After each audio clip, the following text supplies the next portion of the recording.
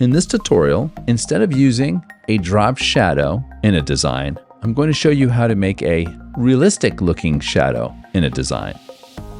This is a photograph one of my students took and digitally manipulated in Photoshop. This is the initial image. She added in a hue and saturation layer and then a gradient fill, put the sneakers and legs on its own layer, and added a drop shadow effect.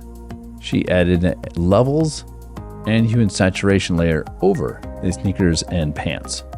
Now the aspect that I talked about with her that doesn't look really good is the drop shadow effect.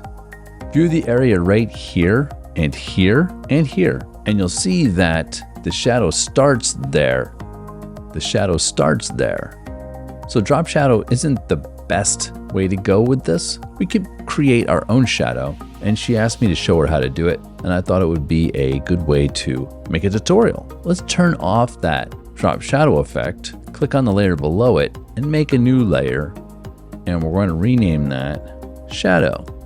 What I'll use is a lasso tool, and I'll loosely select a shape that looks like the front of the sneaker over here, and then I'll loosely create a shadow that looks like the front of the sneaker here, and then at the back here, I'm going to do a shadow that comes out and over. The shadow is going to show part of the leg and part of the sneaker, and then close up the shape. We're going to fill that with black, do an edit, fill.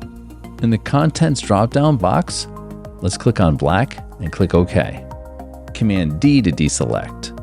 Now that black is too harsh. Let's take the opacity down to about 50%, and let's blur that shadow. Go to Filter, Blur, Gaussian Blur. Let's bring the radius up. I think 10 looks realistic. Click OK.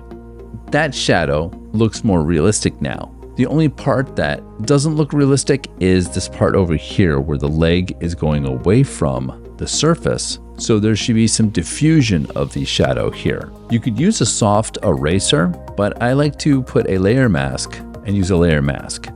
If you're not familiar with layer masks, you could use a brush with black in the foreground color, and you can conceal whatever image is on a layer. And if you use white, you will reveal whatever is on that layer. So it's almost like a magic eraser. I'm gonna use a soft round brush with black in the foreground color. I'm gonna bring my opacity down. I'm gonna move my image over here and make my brush really big, and I'm going to brush over the right side a couple times.